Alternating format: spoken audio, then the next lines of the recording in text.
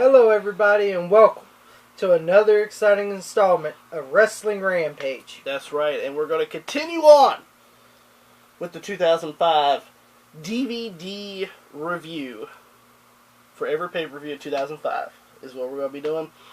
What we're doing right now is the first ever ECW One Night Stand, held June 12th, 2005, sponsored by THQ's Destroy Our Humans game. Never played it. Never played it either. The theme song was Bodies by Drowning Pool. And how old was this theme? 4 years ago? 4 years old. Which, I don't know. WWE always had a hard-on about having themes. Having old theme for like ECW. I don't understand know either, but it's still a good theme. Yeah, it was still a pretty good theme. At the Hammerstein Ballroom in New York, which ECW did visit the Hammerstein Ballroom a lot. A lot in ECW. Starts out with Joey Styles coming out and being real emotional. Yes, he was emotional. Because they were chanting, Joey, Joey. And he was real emotional. Looked like he was going to cry. And of course he said, "Oh my God." Oh my God! You know. Comes out and to bring out his broadcast partner Mick Foley. Yes, another commentary. ECW alumni. That's right. So they go to the commentary booth, which was just a table. Yeah, they didn't really table. Yeah, they didn't really do too much big budget for this. Well, good, because that's the way ECW was. They didn't have big budget. Yeah, they didn't have big budget. So you might as well start with low budget. But the one thing also is this was one of the smallest venues for a pay-per-view that in WWE, 2005. Yeah, that WWE did. I think it only drew like 2,500. I think they didn't really draw a lot. But you know, then again, there's only so many people you can fit in the Hammerstein Ballroom. Yeah. First match on the card was Lance Storm, and he was actually looking pretty good at that time. Yes, he was. Because Lance left in 2003? Yeah, 2003 or 2004. The end of 2003 or the beginning of 2004 is one of the two. But we actually remember Lance Storm because he went to OVW and did some training there around this time, actually. Lance Storm... He was in good shape. He was in good shape. Lance Storm with Dawn Marie. Yes. And she was looking fine as fuck. Oh, yes, she was. As she always has. Takes on Lionheart. Yeah. Chris Jericho. Lionheart Chris Jericho. Not Y2J Chris Jericho. Lionheart. The one he started in ECW with. And this was a great match. It was. It was a great opening match. You know, they both counter for counter, and it was a great matchup. You know, great opening match. Which not only that, but Lance Storm and Chris Jericho used to tag team. Yes. In Smoky Mountain as the Thrill Seekers. So, you know, they kind of knew each other as well, and they're pretty good friends. And it was almost like watching their first match when they did it in a bar. Yeah. And I remember they were the 10-minute draw guys in the bar. Now, the one thing I did like is when Lance Storm did that vertical leap to the top rope and then the drop kick. He did the vertical leap, and Chris Jericho countered with a drop kick as he was jumping from the vertical leap. It was amazing. Then my favorite, you know, and then Just Incredible comes in, canes Chris Jericho, and Lance Storm pins him 1, 2, 3. That is how it went down. And it was a good match. During that point too, Dawn Marie was had the ref distracted. Yeah. So Just Incredible came out, hit. Oh, it was a whack right to the damn head. And gets the pinfall. And so the Impact players hug in the ring, and then we go on to the next match. Actually, we don't go to a match. We go to a little backstage segment hosted by Pitbull Gary Wolf. Yes. As ECW remembers their fallen brothers. Yes. You know, a lot of the ECW talents that have passed away, and most notably, the one who just passed away at this point, Chris Candido. Yes, Chris Candido, great fucking talent. Yeah, he passed away in 2005. Yes. And then right after they showed all the people, the crowd chants Candido. Then we get to a three-way dance, which is not as normal as a triple threat match. Yeah, it's not as normal as a triple threat match. This is elimination. Yeah, if you one get person pinned, gets eliminated, he's eliminated. gone, and then it's a singles match. Yes. Three-way dance of Little Guido Maritano. Yeah, he's not Nunzio here. With the FBI. Yeah, Tracy Smothers, JT Smith, and one Big Sal, which it was. Big Guido. Big Guido, who the fuck that guy was. I don't even know who that guy was. Me neither. And Tony Mamaluke. Yeah, you can't have FBI without Tony Mamaluke. Tony Mamaluke. Versus Yoshihiro Tajiri. With Mikey Whipwreck and Sinister Minister. James Mitchell for Right. some TNA fans. And Super Crazy. Yes. And this was a great match. It was. Fucking Super Crazy climbs up the goddamn fucking Hammerstein ballroom, does a moonsault on the FBI. Fucking great. And fucking, of course, Little Guido's first eliminated. That's not a shocker. Yeah, Mike Whipwreck gets on the top rope, whippersnapper. And And you see the way that Little Guido sold it? He just fucking goes ass over tea kettle. fucking folds yeah, over. Tajiri pins him. 1, 2, 3. So now it's down to Yoshihiro Tajiri and Super Crazy. Yes. Like this is actually one of my favorite matches on the card, to be honest yes. with you. And not only that, but they used to do these in the original ECW as well. It ended with Super Crazy doing a power bomb. Yep. And then a moonsault. Into Tajiri. Yep, and that beat Tajiri. So Super Crazy gets the win in the three-way dance. Then there's then we get another video package of the ECW stars that has came through. Yes. Then we get into a match with Psychosis and Rey Mysterio Jr. And this was, I think their ECW match earlier way better than this In 95? Yeah, it was way better than this one. Yes. This one was just okay. Yeah, they had way better matches in the original ECW. They even had better matches in WCW. Yeah, this match was just okay. And the one thing is, Psychosis ends up Takes coming off out, takes off the mask, and then you fans, put on your mask. Put on the mask. Put on the mask. I don't know if that was an ugly joke or what, but the one spot I remember is having Rey Mysterio on the guardrail, and fucking Psychosis does a big leg drop off the top rope. Mm-hmm. That was really cool. Rey Mysterio ends up doing a punch into the first row. Yep, that was really cool. Also, yes. And the crowd again booed the 619 when he did. Oh yeah. He did the 619. They're like, boo. And then he done the West Coast Pop 1, 2, 3, and that beat Psychosis. So Rey Mysterio gets the win over Psychosis. And right after that match, the SmackDown Crusaders. Oh yes, start filing in. Yeah, the SmackDown Crusaders start filing in. Here they have their own. Can I mention the guys here? Yeah. I want to mention. They have their own little section in the Hammerstein Ballroom for if the Crusaders were going to show up. If you guys don't know, they were going to come and invade the ECW. And my favorite, show. first we got Carlito. Mm-hmm. Okay, I'll accept that. Matt Morgan, nah. The Basham Brothers, nah. Orlando Jordan, nah. The only ones I seen that came from SmackDown was any fucking good was I forgot Mark Jindrak and Luther Reigns. Forgot them. Well, anybody forget that. Yeah. Ain't that right, Charles? Charles. Your buddy Luther. Your brother Luther tried to fucking help. He didn't do shit. He didn't do shit. And the only ones that were any good was JBL and Kurt Angle. Yeah. That's the only two threat. And my favorite fucking they cut the promo. Fucking Kurt Angle. The crowd's like, you suck dick, and he goes, your mother taught me how. Right. And then fucking JBL gets the mic. Y'all go on your internet and say you're hardcore, and your best friend texts, I'm hardcore too, and all this. You get on your internet. You get on your internet and all this. I'm a multiple-time WWE champion. I don't have to come here and people's like, you suck dick.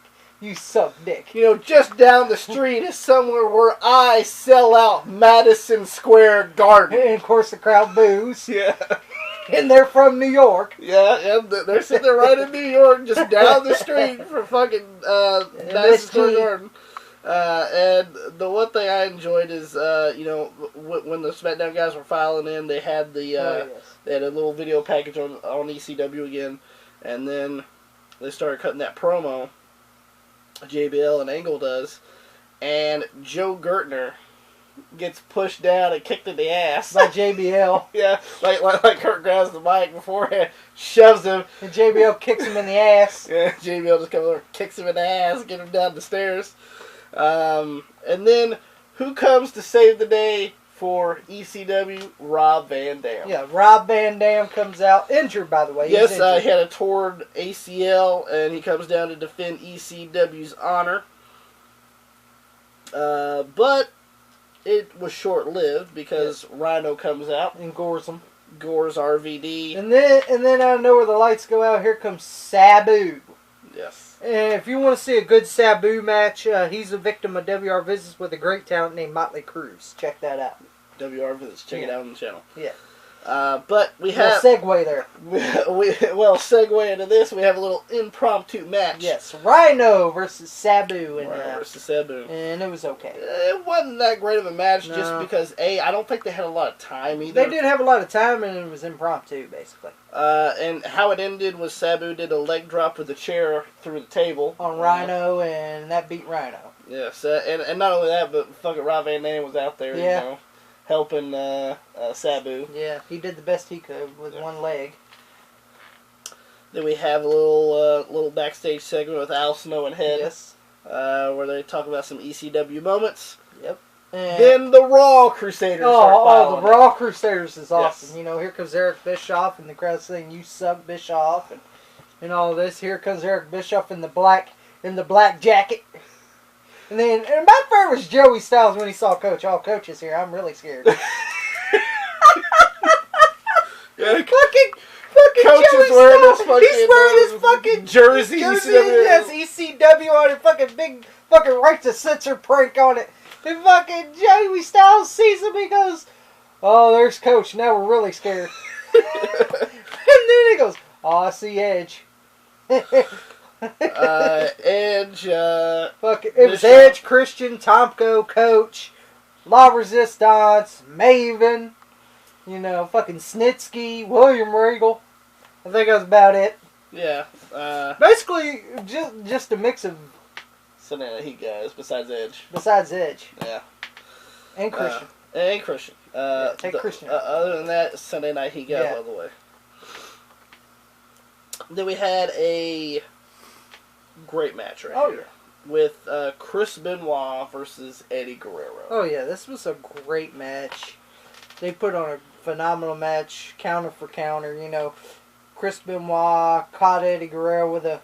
Eddie Guerrero tried a clothesline. Well, see, also what I found during this match that was kind of disrespectful is the crowd kept chanting to the Crusaders. Yeah, the crowd kept fucking more fixated on the goddamn Crusaders than watching a great fucking match like Eddie Guerrero and Chris Benoit. They're putting on a great match. I don't know what the fuck why were the ECW fans looking at the goddamn fucking Crusaders like, "You suck dick, you suck dick," while the match is going on. They're not even paying attention to the a great fucking match here between Eddie Guerrero and Chris Benoit. I'd be like, fuck them goddamn Crusaders. I'm watching a great match. I can give two fucks. They're up on the Eagles' Nest or wherever the fuck they want to be. I don't give a fuck.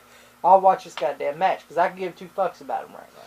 Yeah, because Chris Benoit was on the top of his game at this point. Eddie Guerrero was fucking on top of his game as well. He just turned heel. He had the cell phone. Yeah, still had the cell phone theme going. Yeah, great match. And you know, Chris Benoit caught Eddie Guerrero in the crippler crossface. Yeah, when Eddie was going to go for a clothesline, counters into the crippler crossface. And Eddie Guerrero taps out, and they both shake hands afterwards. That's right. And then Eddie walks off. Eddie walks off. Chris Benoit beat Eddie Guerrero. And fucking JBL's like, "He's a SmackDown guy." Yeah, he's a SmackDown guy. What is he doing here? But before SmackDown was ECW. then Same thing with Eddie. Joe Gertner. Yeah, Joe Gertner comes Talks back to with his the fucking, with his fucking leopard goddamn fucking sleep jacket. Neck brace too. Trying to be fucking Hugh Hefner. You know, he wants a job from Eric Bischoff in the crowd. Can I get a job? And everybody here wants to know, Eric. Yeah. Can I have a job? Fucking Bischoff laughed at him and told him to get the fuck out of here. Throws the beer in his face. Yeah, throws the beer in his face and he gets the fuck out of there. And then we get...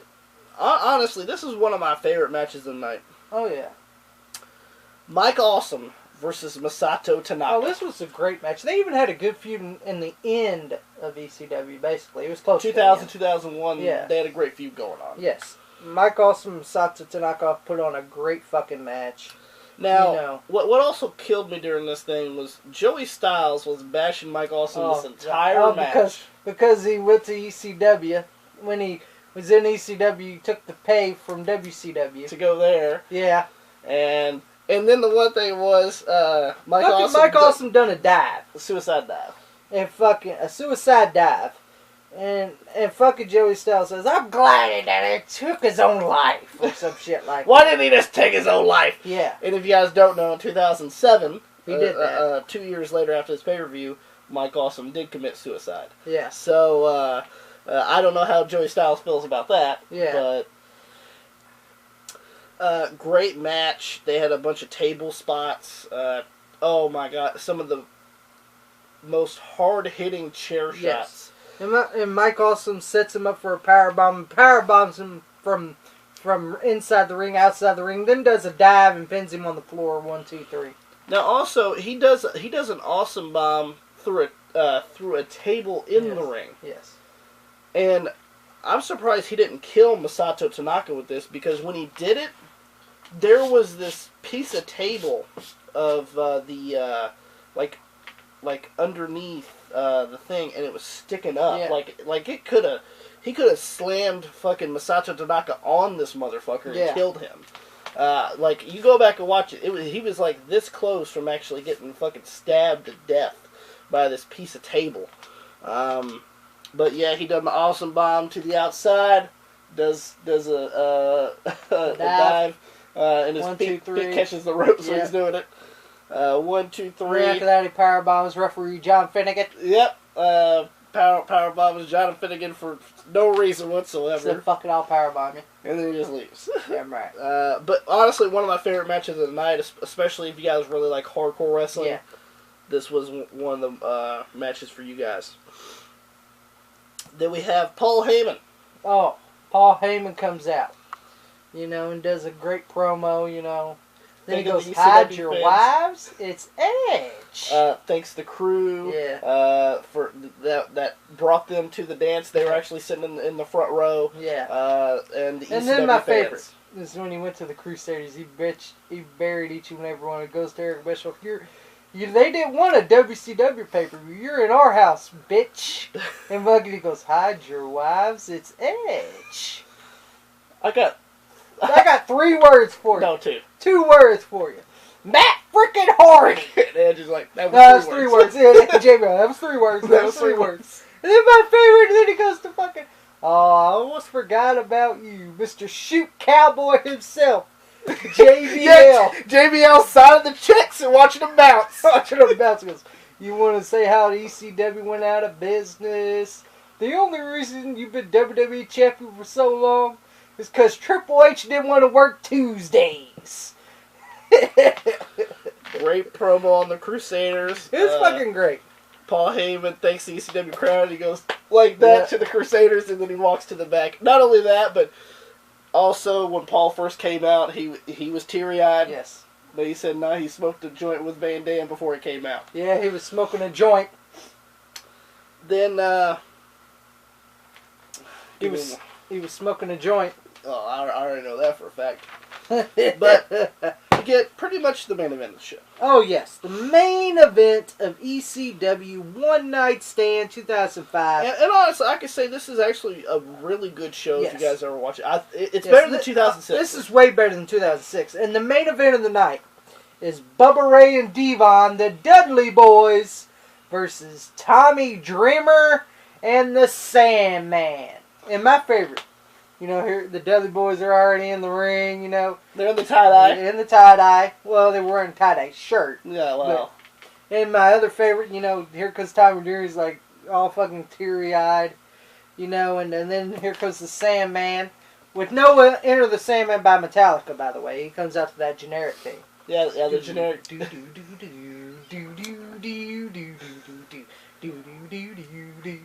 then the guy was cane. Oh, yeah. This fucking drunk fan, grabs the Sandman's cane and starts caning himself in the fucking head. Sandman's like... Yeah. Grabs his fucking cane. And then he goes, walks around, and then he fucking sees the Crusaders. He jacks off his goddamn cane, and then they went to fucking suck some goddamn girl's titties or some shit. Elektra. Yeah, well, who gives a fuck about Elektra? But now this is the one thing I did not like about this match was the constant interference in this match. Oh yeah, they had the BWO come in, and then they had Balls Mahoney and Axel Rotten. Kid Cash. Then they had Kid Cash. But Kid Cash, when he ran to the ring, yeah, he just jumped over the top rope. Yeah, you can see it. It looks like he tried to get a backdrop, but nobody really did the backdrop. He just jumped over the rope. It was fucking hilarious. hilarious. Then he does a suicide dive on all of them. On all of them, which was great. Just Incredible Lance Storm too. Yeah, and Just Incredible Lance Storm come in. And then here comes Beulah. They had a great match, by the way. Tommy Dreamer and Sandman versus the Dudley Boys. Put on a great match. But the thing, Beulah fucking shitty the DDT there. Fucking. On Bubba. Oh, God. That was the worst DDT I ever fucking seen in my life. Beulah does the DDT. Bubba lands way before fucking Beulah does. Beulah's like, oh. Yeah, shitty DDT by Beulah. Yeah, fucking shitty DDT. She grabs him. He already falls down. Beulah's like, oh, he's down? I'll go down now. Also, fucking terrible. Also won the brutal match. Oh, yeah. The brutal match it was. Fucking, here comes Spike Cheese Dudley. grinders. Yeah, cheese grater, And then here comes Spike Dudley, he grabs he's got lighter fluid in his goddamn fucking pants pocket, and fucking Bubba starts spraying the goddamn table. They light the table on fire. Grabs Tommy Dreamer, power bombs through the table. Tommy Dreamer goes in convulsions. 1, 2, 3. And that beats Tommy Dreamer and the Sandman. The Dudley Boys pick up the win over Tommy Dreamer and the Sandman. That's right, and then you can't leave. You can't leave this because... And of course, Sandman fights them all off with his cane, and then he goes, "Where's the beer? I need a beer." I need a beer! He wasn't worried about his partner. Yeah, fucking Tommy Dreamer's over there, fucking blood coming down his face, fucking shaking his shit. Sandman, I need a beer, and you hear fucking Joe, fuck the beer, he needs plasma.